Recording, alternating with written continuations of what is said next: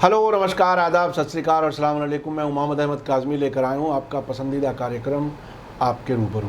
इस कार्यक्रम में हम कोशिश करते हैं कि कुछ जो इश्यूज़ हैं, जो चारों तरफ आपके हालात हैं, जो अखबारात से आपको बहुत सी इन्फॉर्मेशन मिल रही है, उस पर कुछ गहराई से मालूमात आपको फ़राहम करें। इसके लिए हम कुछ जानकार लोगों से बात करते हैं और ये बताने की कोशिश करते हैं कि असल हकीकत उससे कहीं ज़्यादा है जो कुछ आप तक पहुंच रही है। अभी 5 अगस्त को अयोध्या में राम मंदिर का फाउंडेशन लेइंग सेरेमनी होगी, जिसे भूमि पूजन कहा जा रहा है। उसमें प्रधानमंत्री नरेंद्र मोदी जी वहाँ पहुँच रहे हैं। वहाँ मीडिया पर भी उत्तर प्रदेश सरकार ने कहा है कि डिबेट में या इस तरह की किसी चीज़ में कोई भड़काऊ बात ना हो, उसे संभालने के लिए उन्होंने कुछ एडवाइजरीज दी हैं मीडिया को। शायद वो उन्होंने अपने तरीके से मामलात को संभाल करके चलाने की कोशिश है। वो बेहतर वक्त गुजरने पर ही पता चलेगा कि उसका क्या मकसद था। आज मैं इस पूरे इशू पर जो इसमें कानूनी लड़ाई लड़ी गई वो, और अब जो ये राम मंदिर की तामीर कंस्ट्रक्शन का सिलसिला शुरू हो रहा है, वो तो अब जाहिर है सुप्रीम कोर्ट से ऑर्डर हो चुका, तो वो अब उसे ना रोका जा सकता ना वो रुक सकता। ये बज़ाहिर हमारे सामने हालात हैं। आज मेरे साथ ख़ास मेहमान हैं जेड के फैज़ान साहब, जो वकील हैं और सोशल एक्टिविस्ट हैं, जाने माने, अपने बेबाक राय सामने रखते हैं। जेड के फैज़ान साहब, वेलकम है आपका मीडिया स्टार वर्ल्ड में। आप ये बताइए कि 5 अगस्त में जो कुछ हो रहा है, प्रधानमंत्री जी जा रहे हैं और मंदिर की तैयारी है। हालांकि इस बीच में 2-3 बातें बड़ी अलग सी आ गई, जिसमें नेपाल के प्राइम मिनिस्टर ने कह दिया कि साहब अयोध्या असली ये है ही नहीं, और बौद्धों ने भी अपना क्लेम रख दिया कि साहब वहाँ पर जो अवशेष निकले हैं वो बौद्ध मत के हैं। तो इस सब से अलग हटते हुए आप इसको कैसे देख रहे हैं जो कुछ 5 अगस्त में हो रहा है, और लॉकडाउन के जब कोरोना की महामारी चल रही है उसके दौरान हो रहा है, ये भी एक बहरहाल एक एंगल है। आप इसे कैसे देखें? देखिए काजी साहब, ऐसा है कि कोरोना का तस्करा आपने किया, मैंने तो एक बात कही थी, खाली एक जुमले में बात ख़त्म करता हूँ कि कोरोना के आड़ में बहुत सारे सियासी फैसले किए जा रहे हैं। उसका मुस्तकिल फ़ायदा, मुकम्मल फ़ायदा जो है वो मौजूदा सरकार ने मरकज़ में और उसकी जो दूसरी सरकारें उन्होंने उठाया है, उसको तो रखिए एक तरफ।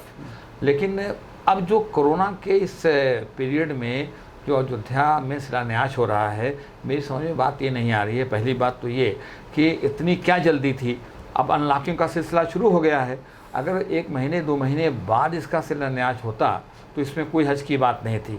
अब वो कहेंगे साहब मुहूर्त निकला, ये निकला, तो ये मजहबी मामलात हैं, उसमें तो मैं नहीं जाना चाहता। लेकिन मुहूर्त निकलती है, मुहूर्त दूसरी भी निकल सकती थी 2-1 महीने के बाद, इतना तो मैं भी समझता हूँ। मैं नहीं कहता कि मुहूर्त, उसमें भी कुछ पंडितों का कहना है मुहूर्त गलत है, मुहूर्त गलत है। तो चलिए अब उस बहस में नहीं पढ़ते, लेकिन अगर ये पहली बात तो ये, दूसरी बात क्या है कि उसमें हिंदुस्तान के वज़ीर आज़म का वहाँ जाना जो है वो मेरी निगाह में बहुत गलत है, और उसका कोई जो है उसका मतलब नहीं है।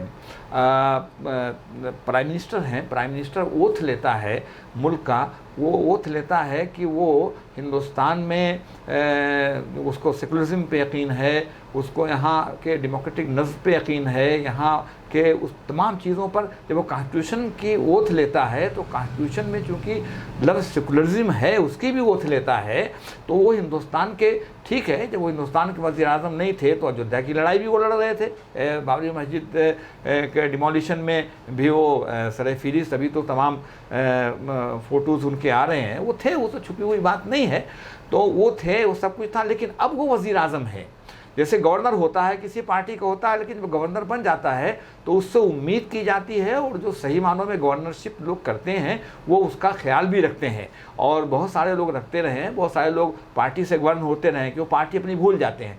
तो अब वज़ीर आज़म की हैसियत से वहाँ जाकर के उसका शिलान्यास करना कोई माने नहीं है।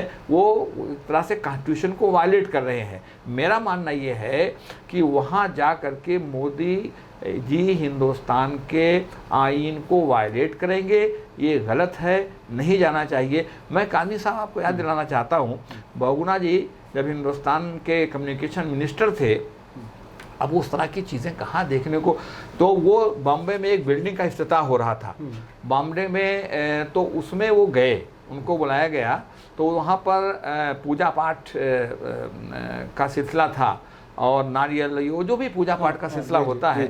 तो वहाँ पहुँचने के बाद उन्होंने उसको रिफ्यूज़ कर दिया। उन्होंने कहा कि नहीं, मैं इसमें शरीक नहीं हुआ, इसको हटाओ।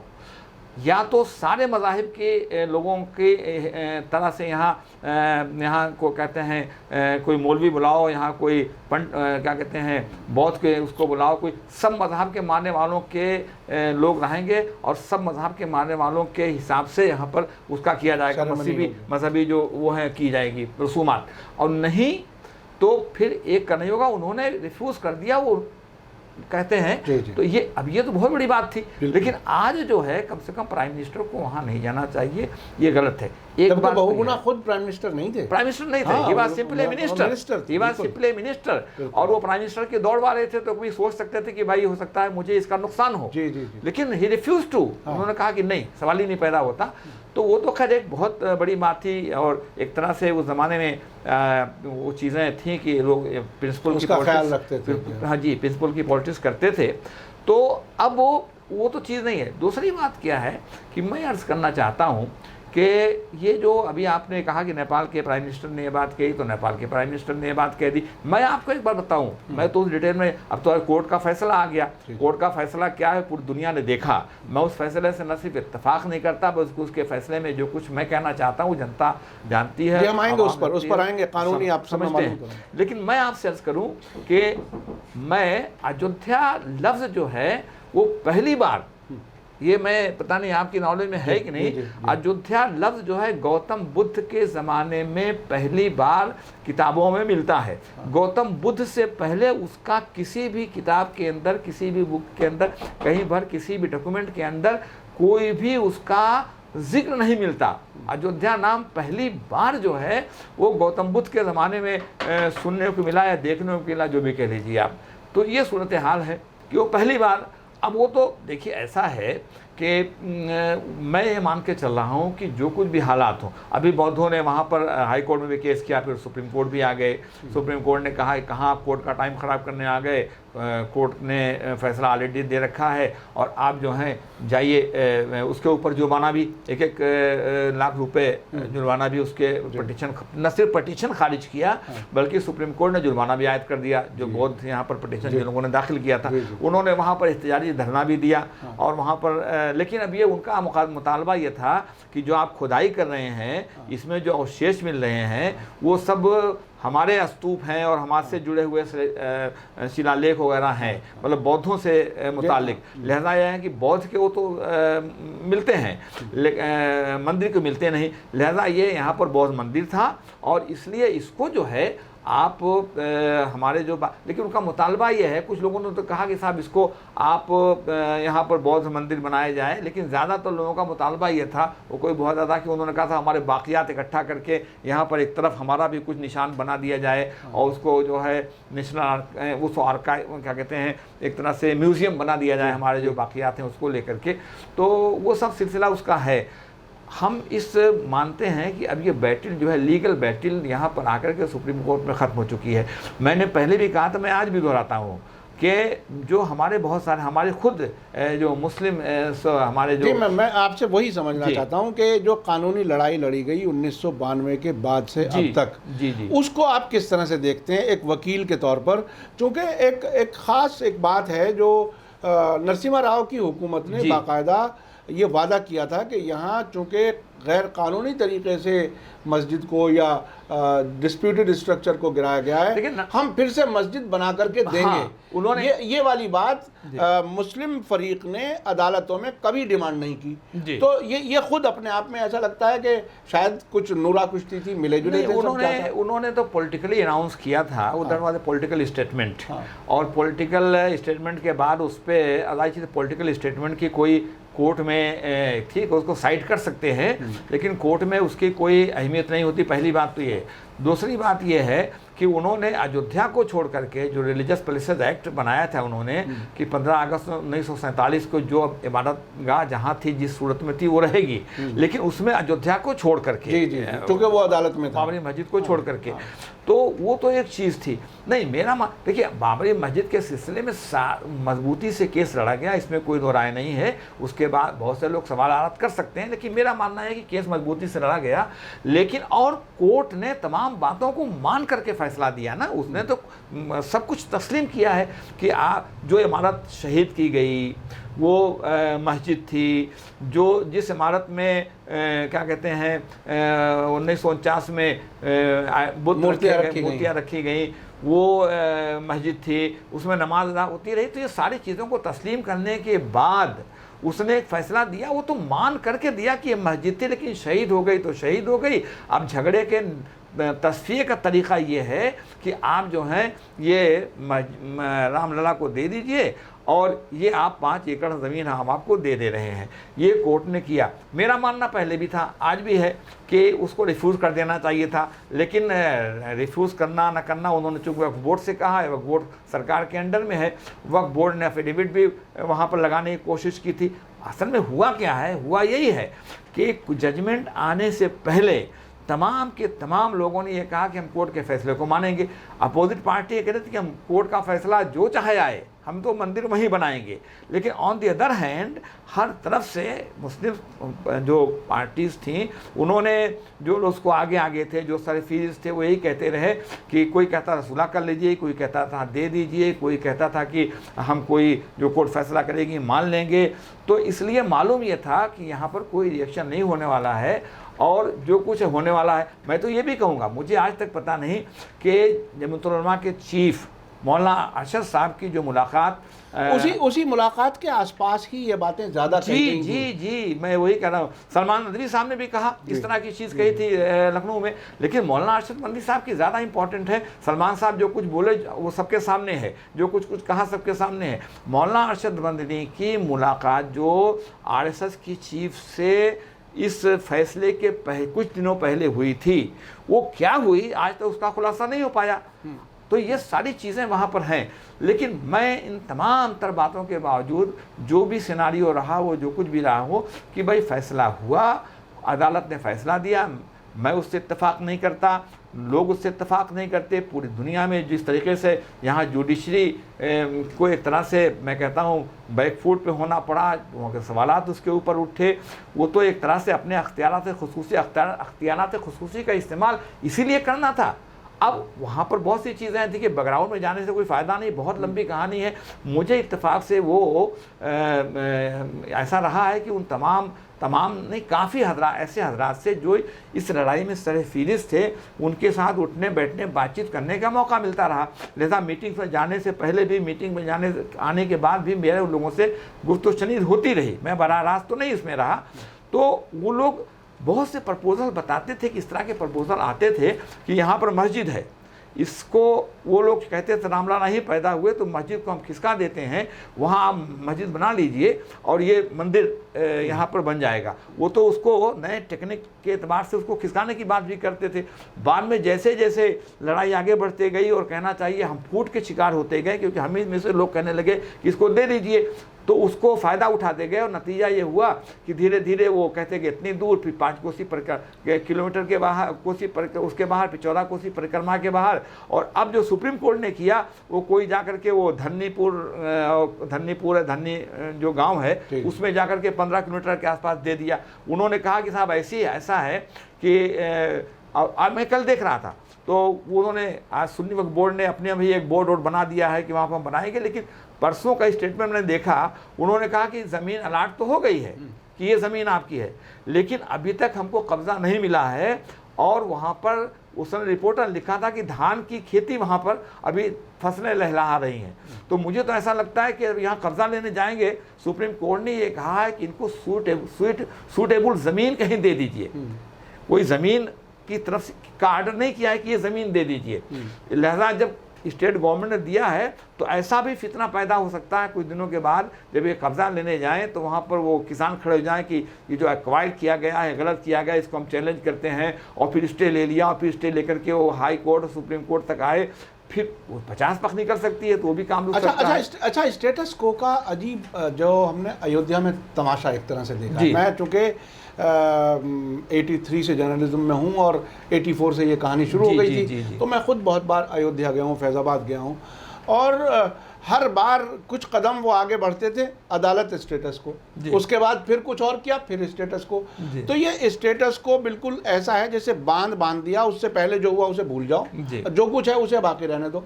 तो ये स्टेटस को के जरिए ही डेमोलिशन तक करा दिया गया। नहीं, ये तो आप ये तो अगर आप देखें कानून में इसका तमाशा क्या है, अगर आप देखें कि 1949 में रखने के बाद वहां से स्टेटस को हो गया था। उसके बाद जो ताला खुला जाकर के तो पता ही चला कि वो ताला भी, अच्छा आप चूंकि वकील हैं तो ये कोर्ट के आदेश से स्टेटस को तकरीबन ऐसे ही कानून नजर आ रहा है जैसे वो कंटेम्प्ट ऑफ कोर्ट की बात कह दी जाती है, और कदम कदम पर जो है वो स्टेटस को, आप यहाँ तक आ गए, यहाँ स्टेटस को आप पीछे नहीं जा सकते। असल में ये सब चीजें ये सब चीजें कहानी साहब ऐसा मतलब एक तरह कन्वीनियंस के तौर पर, यस, कन्वीनियंस के लिए स्टेटस को वगैरह। देखिए कानून में बड़े पेच होते हैं, कामा फुल स्टॉप से माने मतलब बदलते रहते हैं। तो इसलिए स्टेटस को वगैरह जो है, जैसे बेल है, स्टेटस को है, ये सब चीज़ें जो हैं, स्टे है, ये सब चीज़ें एक तरह से अगर मुझे आप कहें तो एक जुमले में मैं कहूँगा डिस्क्रिशनरी पावर्स हैं। तो अब अदालत के सामने गया, उसने स्टेटस को कर दिया। तो ये एक तरह की मक्कारी का रास्ता है, अब बट नेचुरल है। हाँ मतलब मैं बहुत ही सादा जबान में, अगर आप देखें तो सारे का सारा कजिया जो है उस बूथ रखने से लेकर के, ताला खुलने से लेकर के, और वहाँ से आगे बढ़ते हुए जितना भी सब कुछ हुआ है, और आखिर में सुप्रीम कोर्ट ने सब कुछ मानते हुए सुप्रीम कोर्ट ने फैसला तो दिया नहीं ना, सुप्रीम कोर्ट ने तो अपने अख्तियारात से खुसूसी से एक ऑर्डर पास किया। अच्छा अदालत ने, सुनिए, सुप्रीम कोर्ट ये भी तो कर सकती थी। अगर मान लीजिए उसने, चलिए मैं मान लेता हूँ कि साहब उसने सब कुछ मानने के बावजूद ये कहा कि भाई चलिए मस्जिद अब तो वहाँ रही नहीं, एक तरह से अब उसको नामला उनका अकीदा है, उसको झगड़ा निपटाने के लिए, मुल्क के सेकुलरिज्म को बचाने के लिए, जो भी कह लीजिए, हम इसको मस्जिद यहाँ पर मंदिर बनाने दीजिए, चलिए हम मस्जिद के लिए आपको, तो जो 67 एकड़ ज़मीन एक्वायर हुई थी बगल वाली, उसमें से हो सकती थी, उसमें से कहते कि भाई ठीक है, वो पहले भी जो सॉल्यूशन पहले भी आया था ऐसा, जो हिंदू पार्टीज थी, मंदिर पार्टी से कहना चाहिए, तो वो पार्टी उनसे कहते कि वो भी कह रहे थे कि बगल में बना लीजिए, तो आप इनको जो है एक 100 गज की दूरी पर, 200 गज की दूरी पर उसी में से जमीन देते। आपने कहा अयोध्या में कोई मेन जगह पे और कोई जमीन दे दी जाए सुइटेबल जगह पर। अब सुनिए, दिल्ली में तो 15 किलोमीटर, मुझे लगता है जहाँ तक मुझे याद पड़ रहा है 15 किलोमीटर दूरी के पे इन्होंने जमीन कोई देने की बात की है। तो दिल्ली में तो या किसी बंबई में भी 15 किलोमीटर कुछ नहीं है, ठीक है, विद इन द सिटी है, लेकिन अयोध्या जैसी जगह पर 15 किलोमीटर का मतलब शहर की हदूद से बाहर, बिल्कुल जंगल में, जैसे पता ना कि धान के खेत की वहाँ खेती हो रही है, जंगल में, इसमें भी पख लगने वाला है मुझे लगता है। आपने ये है मामला, इसमें ये भी रुक सकती है आपकी नजर में। जी। अच्छा, कभी भी अदालत ने इस बात पर जोर नहीं दिया कि अब से पहले हमारी अदालत ने ही स्टेटस को ज्ञात दिया था, मसलन 1 साल पहले, आप उसको स्टेटस को बरकरार, कभी कुछ नहीं हुआ भाई काजी साहब। मैं तो मतलब अपने ही फैसले को मैं बताऊं, आप इम्प्लीमेंट नहीं करा। मैं ज्यादा लीगल बहस तो आप छोड़ दीजिए ना, लीगल बहस में तो आप जीते हुए हैं। देखिए, अगर वो मस्जिद ना मानते, वो डिमोलिशन एक मस्जिद का नाम, जो इमारत डिमोलिश हुई मस्जिद थी, जिसमें बुत रखा गया मस्जिद थी, वो जो इमारत थी उसमें नमाज होती थी, तो ये सब मान करके उन्होंने लीगल तो फैसला दिया ही नहीं ना, उन्होंने तो 142 आर्टिकल 142 के अंदर उनको जो अख्तियारात मिले हुए हैं उसका इस्तेमाल करते हुए उन्होंने एक आर्डर पास किया, जो बहरहाल गलत था, लेकिन बहरहाल आर्डर इस आर्डर, तो उन्होंने आर्डर पास कर दिया। और उन्होंने आर्डर पास करने में भी अब ये किया, कम से कम कहते कि भाई जो एक्वायर की गई है ज़मीन वो हम उसी में आपको दे देते हैं, 5 एकड़ ज़मीन इनको दे दीजिए, बकिया वो कुछ और म्यूजियम वगैरह की बात करते हैं, उन्होंने कह दिया कि जो तमाम ज़मीनें हैं वो सरकार चाहे तो दे सकती है ट्रस्ट को, तो सब सरकार को चली तो जाएगी। अब आप कहाँ देखते हैं ये मथुरा? अभी देखिए जो प्राइम मिनिस्टर जा रहे हैं या सीएम जा रहे हैं, तो ये सारे का सारा जो अरेंजमेंट वहाँ पर हो रहा है, जो चिरागा जैश नहीं, वो सारा सरकारी पैसा वहाँ खर्च होगा। ये है मामला वहाँ पर। और ये हमारा आपका सबका टैक्स का पैसा, हमारा आपका पैसा टैक्स का पैसा है। तो ये बहरहाल बहुत ही अजीब सी बात है कि नहीं, अंधेर नगरी है। हमारी कमजोरी का फायदा उठा रहे हैं, हमारे साथ ज्यादती हो रही है, पूरी दुनिया देख रही है। समझा आपने, हिंदुस्तान के आइन की धज्जियां उड़ रही हैं। सेकुलरिज्म का मजाक नहीं, सेकुलरिज्म के लफ्ज़ की धज्जियां उड़ाई जा रही हैं। सेकुलरिज्म के लफ्ज़ को ख़त्म करने के लिए भी एक ने पटिशन डाल दिया सुप्रीम कोर्ट में अभी पिछले दिनों कि सेकुलरिज्म जो का लफ्ज़ जो आइन में है उसको निकाला जाए, खत्म कर दिया, उसको खत्म किया जाए। एक पटिशन पड़ा हुआ है, वो एक अलग बहस है, कभी आप मौका देंगे तो उस पर चर्चा होगी। वो किसी आरएसएस के आदमी नहीं किया है, सब करवाते हैं, समझा आपने। तो बहुत बहुत शुक्रिया ZK फैज़ान साहब, आपने खुद 5 अगस्त में जो कुछ हो रहा है उसके बारे में बताया। मस्जिद की जो जमीन देने की बात कही गई है, अभी देखिए मेरा अभी तक कब्जा नहीं हुआ है। अभी देखिए जश्न जो मना रहे हैं भाई, ठीक है, जो पार्टी मुकदमा गांव में झगड़े होते हैं, जीतती है, मनाती है, लेकिन गांव में भी आपने देखा होगा कि जब कोई झगड़ा होता है और उस तरह के लोग होते हैं, ज़रा बुद्धबारी जिनके अंदर होती है, तो वो कहते हैं कि भाई मुकदमा हम जीत गए, ठीक है, लेकिन धूम धड़का ज़्यादा ठीक नहीं है, दूसरी पार्टी को ना। हिंदुस्तान ये लीगल बैटल जीत गए। लीगल बैटल नहीं जीते, बल्कि लीगल एक तरह से आर्डर मैनेज कर लिया उन्होंने। नहीं, वो सुनिए, मैनेज करने की बात तो खुद उससे अंदाज होता है कि बीजेपी ये कहती है कि प्रधानमंत्री जी के जमाने में ये फैसला आया, नहीं मैं वो खुद एक तरह से एक्सेप्ट भी करता है। मैं बिल्कुल दूसरी बात कर रहा हूँ। तो अब वो फैसला हो गया और वो चीज़ आपको मिल गई, और आज मुझ जैसा आदमी भी ये कहता है कि जो लोग सुप्रीम कोर्ट वगैरह में कोई बाकियात महफूज रखने के लिए आ रहा है, कोई रिव्यू फाइल कर रहा है, रिव्यू के बाद क्यूरेटिव पिटीशन फाइल कर दें, ये सब माफ़ कीजिएगा जो ओकला एडवाइस करते हैं वो जो है, मैं उसके बारे में कोई तबसरा नहीं करना चाहता। कोई फ़ायदा नहीं है इस तरह की में टाइम बर्बाद करना है। तो अब जो है, लेकिन ये कि हम उस चीज़ को भूलेंगे नहीं, भूलना नहीं चाहिए, वो तारीख का एक हिस्सा है। अब वहाँ कैप्सूल दफन कर रहे हैं, तुम कैप्सूल क्या दफन कर रहे हो? पूरी दुनिया की किताबों में, पूरी दुनिया के मीडिया के जो रिकॉर्ड्स हैं उसके अंदर तमाम ज़ख़ीरा मौजूद रहेगा। तुम्हारे कैप्सूल से क्या होता है? तुम्हारे कैप्सूल से कोई चीज़ जायज़ हो जाएगी। आज के 1000 साल के बाद अगर आपको 1000 साल लफ्ज़ इस्तेमाल किया है, कोई चीज़ अगर डिस्प्यूट खड़ा होगा तो वो चीज़ शाहिद होगी। वो क्या शाहिद होगी? एक कैप्सूल शाहिद होगा कि पूरी दुनिया में जो रिकॉर्ड्स मौजूद हैं, फोटोग्राफ्स मौजूद हैं, ये कोई 400-500 साल पहले का ज़माना नहीं रहेगी। तस्वीर नहीं खींच सकते थे और कुछ बना नहीं सकते थे, अब तो सारे रिकॉर्ड्स मौजूद हैं। मैं खाली एक बात और कहना चाहता हूँ कि तो अब जो कुछ हुआ हो गया, अब तुम्हारे राह में कोई रुकावट नहीं है। तो तुम कोविड का चक्कर में कर रहे हो, सोशल डिस्टेंसिंग कैसे मेंटेन होगी, क्या होगा, वो तो सब कुछ अपनी जगह पर ही है, लेकिन जिस अंदाज से तुम कर रहे हो और जो तुम कह रहे हो, अभी आप एक तस्करा कर रहे थे कि मीडिया के सिलसिले में उन्होंने कहा कि मीडिया को हमने ये कहा है कि ऐसी खबरें न दे, वो न दे। मीडिया को आप उस दिन क्या खबरें दिलवाने पर रोक लगाएंगे या उसको क्या गाइडलाइन देंगे? मीडिया तो पिछले 10 दिनों से उसके पास कोई खबर नहीं है, वो यही खबर दे रही है कि अयोध्या में क्या हो रहा है, कैसे हो रहा है, उसको इतना ग्लोरीफाई कर रहे हैं। और ग्लोरीफाई करने का जो अंदाज है, वो अंदाज ये है कि मुसलमानों के जख्मों पर नमक पाशी करने का जो काम होता है, उस अंदाज से आप खबरें दिखा रहे हैं, उस अंदाज से आप बयान दे रहे हैं, उस अंदाज से आप नमक एक तरह से हमारे जख्मों पर छिड़कने का काम कर रहे हैं। ये बुरी बात है खादमी साहब। बहुत बहुत शुक्रिया ZK फैज़ान साहब, आपने कई एंगल्स पर बात की और ख़ास तौर पर वेरी डेंजरस नेशन। हाँ बिल्कुल, वेरी डेंजरस नेशन। ये बहुत ही time to come, I tell you, बहुत ही ख़तरनाक किस्म के हालात बनते जा रहे हैं, ख़तरनाक बनाए जा रहे हैं, आप बनाए जा रहे हैं और प्रोवोक कर रहे हैं, और किसी भी तरह से कहीं से कोई जवाबी कार्रवाई हो, शायद कोई रुकावट नहीं थी तो आप बिला वजह आप आसानी से कर सकते थे, आराम से कर सकते थे, कभी भी कर सकते थे, कोरोना के निपटने के बाद कर सकते थे। नहीं, जिस अंदाज से आप उसको वो कर रहे हैं, जी आपने, तो ये बहरहाल अफसोसनाक है। देखिए, भारत की पहचान दुनिया भर में एक सेकुलर मुल्क की, और हम अब तक एक तरह से दुनिया में जाते थे तो वकालत इस बात की करते रहे हैं कि नहीं साहब, हम लोग पूरी इज्जत से रह रहे हैं, पूरे इख्तियारात के साथ रह रहे हैं, लेकिन अब शायद उतनी बहस हम कैसे कर पाएंगे जब ऐसे हालात हम अपने आसपास देखेंगे और हुकूमत एक ही मज़हब के प्रोपोगेट करने में, नफ़रत फैलाने वालों को एक तरह से शेल्टर करने में काम करती नज़र आ रही है।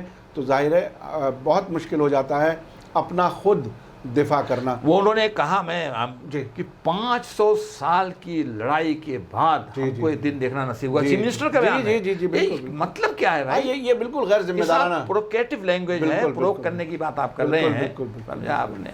तो बहुत बहुत शुक्रिया। अपने दर्शकों से मैं कहूँ कि ZK फैज़ान साहब बहुत ही सीनियर वकील हैं और सामाजिक कार्यकर्ता हैं, सोशल एक्टिविस्ट हैं और बहुत से इश्यूज़ पर बहुत ही बेबाक होकर के बात कहते हैं। अलग अलग चैनलों पर अक्सर आपकी राय बहुत अहमियत से दी जाती है।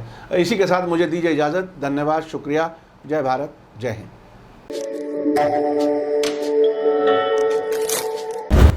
मीडिया स्टार वर्ल्ड के और वीडियो देखने के लिए हमारे चैनल को सब्सक्राइब करें और सीधे नोटिफिकेशन पाने के लिए बेल आइकन दबाएं। और अगर हमारी खबर सच्ची और अच्छी लगे तो अपने व्हाट्सएप, इंस्टाग्राम, फेसबुक और ट्विटर अकाउंट पर ज़रूर शेयर करें।